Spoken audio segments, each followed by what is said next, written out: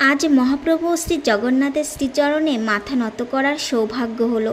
মন্দিরের ভেতরে তার অপার করুণাময় রূপের দর্শন যেন জীবনের সমস্ত ক্লান্তি, দুঃখ আর অশান্তিকে এক নিমিষে দূর করে দিল।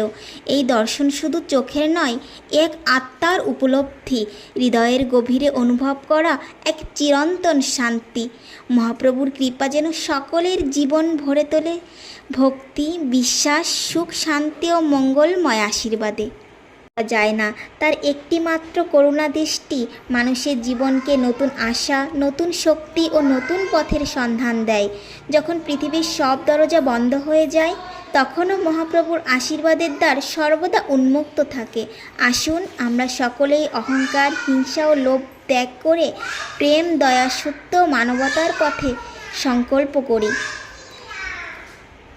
মহাপ্রভুর চরণে আমাদের একটাই